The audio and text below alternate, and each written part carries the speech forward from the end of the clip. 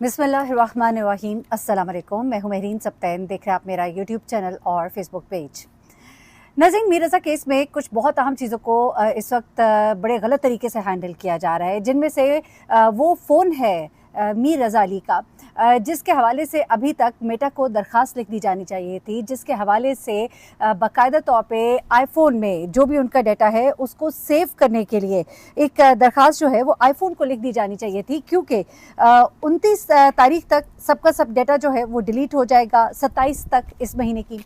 तो फिर उससे पहले ये दरख्वास्त क्यों नहीं लिखी जा रही, ताकि वो तमाम डेटा जो है वहाँ से रिट्रीव कर लिया जाए। यहाँ पर कुछ और चीज़ें जो हैं वो बहुत ही अहम हैं। बाबर सलीम से मेरी बात हो रही थी, हमारे सीनियर जर्नलिस्ट हैं, रिपोर्टर हैं, उन्होंने बहुत ज़्यादा इसके ऊपर काम किया है और मेरी उनसे बात हो रही थी तो मुझे बता रहे थे कि एक दिन जब मैंने अपने आजकल में फुट स्टेप्स जो काउंट किए तो वो 25,000 से ज़्यादा मेरे स्टेप्स थे, यानी कि इतना ज़्यादा। और घर घर जाके लोगों से पूछ कर, फुटेजेस उनसे रिक्वेस्ट करके लेकर वो चीज़ें जो कि पुलिस का काम था, वो चीज़ें जो बाबर सलीम को मिल सकती है, वो इस वक्त पुलिस क्यों नहीं निकाल रही, जिनके पास वसाइल है, टेक्नोलॉजी है। मुझे याद एक केस था जिसमें एक कातिल को पकड़ा गया था लाहौर में सिर्फ उसके जूतों से। वो शख्स जो है वो निकाब में था, वो जिधर से आया जिधर को गया कुछ पता नहीं लग रहा था, लेकिन उसको मुसलसल ट्रेस किया गया तो 2-4 जगहों पे वो बस अड्डों पर बसेस बदलता दिखाई दिया, वही कपड़े वही निकाब, नहीं समझ आ रहा कि वो कौन है। उसके बाद एक जगह पर जाकर उससे निकाब उतार कर फेंका तो वहाँ पर वही कपड़े वही जूते, और फिर वो शख्स जो है वो डिटेक्ट कर लिया गया। तो अगर एक जूते से कातिल पकड़ा जा सकता है तो यहाँ पर तो इतने शवाहिद है, पूरी लाइन लगा दी है इस वक्त शवाहिद की, वो शवाहिद जो जानबूझकर पुलिस ने छोड़े। अब देखिए, आमतौर पे जब इस तरह का वाकया होता है, मेरी बाबर सलीम से भी बात हुई तो उन्होंने कहा पुलिस पूरी डीवीआर्स लेकर चले जाते हैं, लेकिन यहाँ पर उन्होंने सिर्फ सिलेक्टिव फुटेजेस पकड़ी, ऐसे जैसे माइंड बना लिया है या उनको कह दिया गया है कि कह दो कि ये खुदकुशी है, इसलिए वहाँ से सिर्फ सिलेक्टिव फुटेजेस पकड़ी गई। फिर मज़ीद फुटेजेस जो है इन्होंने निकाली, पुलिस को भी शेयर की, लेकिन उसके बावजूद पुलिस जो है वो किसी किस्म का कोई रिस्पांस उस तरह का नहीं दे रही कि आप कहें कि जनाब कोई केस सॉल्व होने की तरफ जाए। मैं कुछ चीज़ें आपको एक्सक्लूसिवली पॉइंट आउट करके, कुछ इनकी वीडियो से भी और कुछ और दीगर ज़राए से मैं कुछ आपको आखिर में पॉइंट करके बताऊंगी, लेकिन इस वक्त कुछ बहुत ही इंपॉर्टेंट और एक्सक्लूसिव इन्फॉर्मेशन है जो आपके साथ शेयर करना ज़रूरी है। एक फ़ोन का IDPR डाटा होता है, जिसे कहते हैं इंटरनेट प्रोटोकॉल डिटेल्ड रिकॉर्ड, वो अब सामने आया है। और इंटरनेट डिटेल्ड प्रोटोकॉल से ये बात सामने आ रही है कि जहाँ पर अपने तमाम social media accounts Ali Raza ख़त्म करके, बंद करके घर से निकला था, वहीं पर उसने अपना फ़ोन अपने साथ रखा था। उसकी वजह क्या आप जानते हैं? वो फ़ोन उसे फेंका क्यों था? ये चीज़ें अभी सामने आ रही है।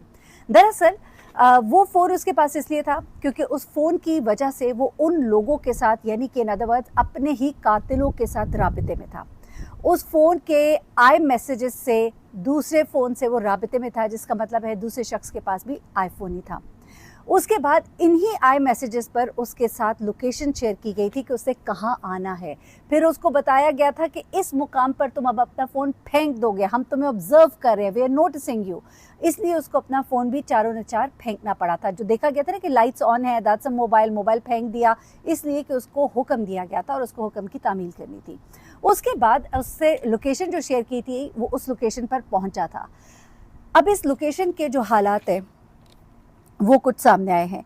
यही वो जो आईफोन है उसको कई दफ़ा खोलने की, iCloud को उसके पहुंचने की भी कातिलों ने कोशिश की है, क्योंकि उनको डर और खौफ है कि कहीं पता ना लग जाए कि कौन से आईफोन के साथ वो राबिते में था, किस नंबर से राबिते में था। उसके iCloud में पहुंचकर उसके डेटा को डिलीट करने की कोशिश की गई है।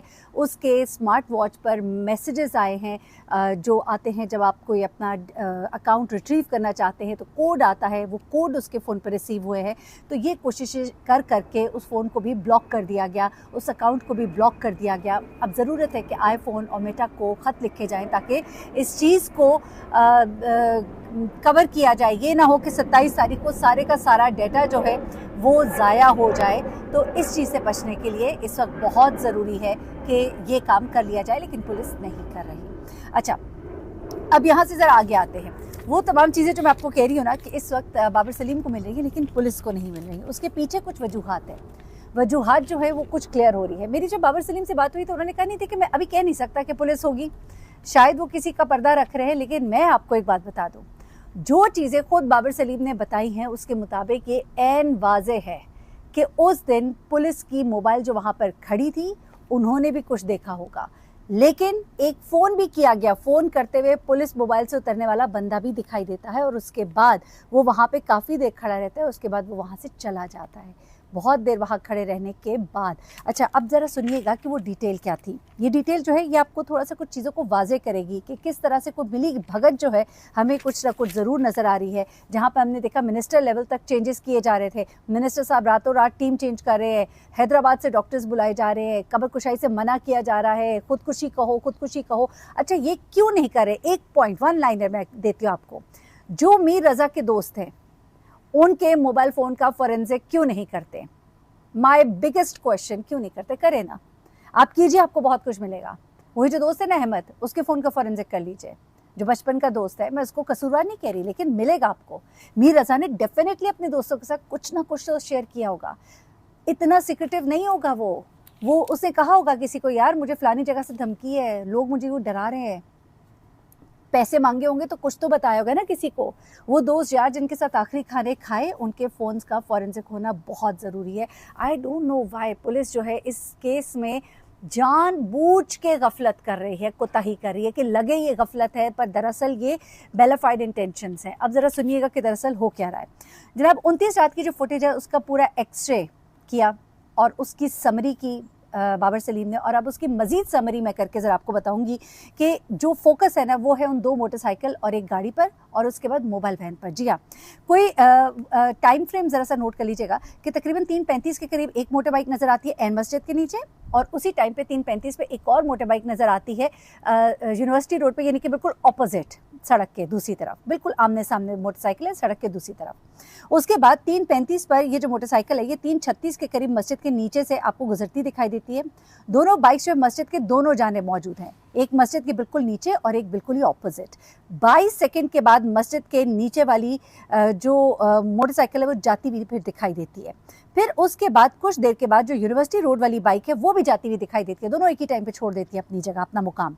फिर 3:36 जरा नोट करते जाए, 36 पर सॉरी जाती दिखाई दे रही है, और 3:39 पर एक और काम होता है। ये एक इशारा था, टॉर्च मारी जाती है, एक जगह पर टॉर्च मारी जाती है, जिस जगह पर टॉर्च मारी जाती है वहाँ पर वो वाइट वाली गाड़ी आती है और उस टॉर्च वाले मुकाम पर आकर आहिस्ता हो जाती है। बहुत ही मुख्तसर से समझाऊंगी, 2 बाइक्स एक ही टाइम पे जगह छोड़ती हैं, फिर टॉर्च मारी जा रही है, यानी उन्होंने बताया होगा यकीनन, मैं आपको जो एनालाइज करके बता रही हूँ कि यहाँ पे एरिया क्लियर है, दिस ऑल प्लेसेस क्लियर, आ जाओ।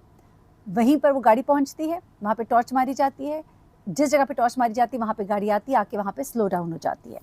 अच्छा, अब इस टॉर्च वाली जगह पर ये गाड़ी आई है और उसके बाद गाड़ी जो है यहाँ से जाती हुई भी दिखाई दे रही है, ठीक है। उसके बाद अब जो एक चीज़ हो रही है, गाड़ी आई, गाड़ी आहिस्ता हुई और इसी मुकाम पर एक रिक्शा खड़ा हुआ था, इसी मुकाम पर एक रिक्शा भी खड़ा था।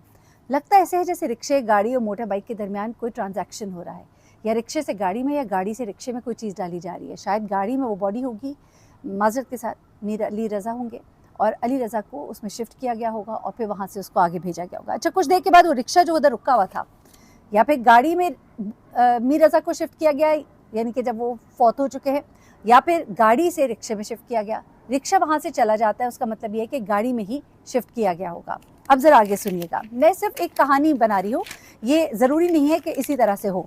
अच्छा, उसके बाद जनाब 3:55 पर फिर टॉर्च जलती है, 4:07 पर फिर टॉर्च जलती है, 4:50 पर मस्जिद के नीचे एक मशकूक शख्स है जिसकी फुटेज को कभी सामने लाया ही नहीं गया। ये वो मेन मुकाम है, 100 मीटर का भी फासला नहीं है वहाँ से।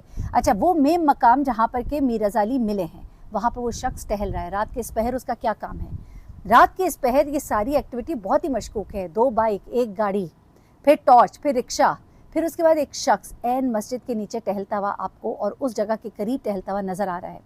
और 4:53 पर, यानी 4:50 पे नजर आने वाला शख्स 4:53 पे वहां से निकल जाता है। क्या मतलब है इसका? इस शख्स को ट्रेस करना मुश्किल नहीं है। आप देखिए, वाइट कपड़ों में कोई शख्स इर्द गिर्द की सड़कों पर कब कहाँ से आया, कहीं ना कहीं किसी ना किसी सेफ सिटी कैमरा, कुछ ना कुछ तो आपको मिल ही जाएगा ना। लेकिन नहीं, आप ढूंढ नहीं रहे। मैंने कहा ना, जूते से कातिल पकड़ा गया जहाँ पकड़ना मकसूद था। यहाँ पर पकड़ना मकसूद हो तो ये गाड़ी शहर के किस किस इलाके में गुजरी होगी, वहाँ की सीसीटीवी कैमरा फुटेजेस डेफिनेटली बताएंगे, उसका नंबर भी, मालिक का नाम भी। उसके बाद ये शख्स वाइट कपड़ों वाला, ये भी कहीं ना कहीं इर्द गिर्द के किसी न किसी शाहराह के कैमरे में नजर आया होगा। आप नहीं ढूंढ रहे, it is not difficult at all. आगे सुनिए, 5:30 पर देखा। अच्छा, उसके बाद 5:08 पर टॉर्च वाली जगह पर पुलिस लाइट्स ऑन हो जाती हैं। ठीक है, आप देख रहे हैं कि 4:50 पे आदमी था, 4:53 पे आदमी निकल गया, 5:08 पर वहाँ पर टॉर्च वाली जगह पर पुलिस लाइट्स ऑन होती हैं, यानी कि पुलिस मोबाइल आती है। 5:11 पर मोबाइल की लाइट्स जो हैं वो इस मुकाम पर ऑन होती है, यानी कि 5:08 पर जो मोबाइल आई उसमें से कोई शख्स बाहर निकला, 5:11 पर उसने अपना मोबाइल ऑन किया। यहाँ से समझिएगा, मुझे ऐसे समझ आता है कि शायद उसने कुछ देखा होगा, किसी सीनियर को कुछ बताया होगा या उसको भेजा गया होगा तो उसने देखकर उसको कुछ बताया होगा, आगे से उसको कुछ कहा गया होगा। 5:30 तक वो वहाँ पर रहा, क्योंकि 5:30 पर मस्जिद का मौलवी दिखाई देता है जो बाहर आता है, देखता है बाहर ये क्या हो रहा है, बड़ी एक अननोन सी एक्टिविटी है, नई सी एक्टिविटी है, सामने पुलिस मोबाइल खड़ी है, क्यों खड़ी है, फिर वो मौलवी साहब अंदर चले जाते हैं।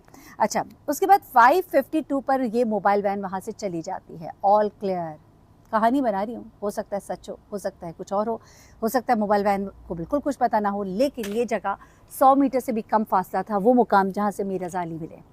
तो यहाँ पर आप अंदाज़ा लगाइए कि ये जो पूरी एक्टिविटी 29 की रात को नज़र आ रही है। 28 को जो गार्डनर्स हैं, माली हैं, उनकी एक्टिविटीज़ ने बता दिया कि उन्होंने वहाँ कुछ नहीं देखा। 29 की रात को ही मीर रज़ा अली को यहाँ पहुँचाया गया है, उनकी बॉडी को यहाँ पहुँचाया गया है। अब बॉडी पहुँचाने में ये गाड़ी, वो 2 मोटर बाइक्स, मशकूक नीचे टहलने वाला शख्स, इतना कुछ मिल गया है। मुश्किल नहीं है, लेकिन आप ज़रूर लेट कर देंगे इतना कि सब सबूत जो है वो अच्छी तरह से फारिग हो जाए।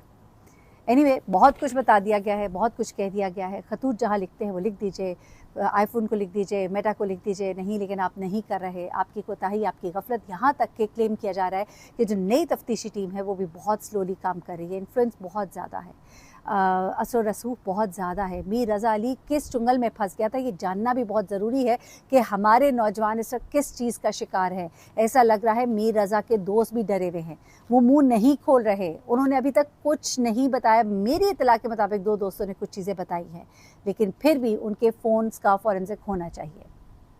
आई don't know what they are doing and when they are going to do exactly, लेकिन बहुत बड़ी कोताही, बहुत बड़ी गफलतें सामने आ रही हैं, और गफलतें जो है ना वो जानबूझकर है, तो फिर वो क्या कहलाती हैं खुद ही समझ लीजिएगा।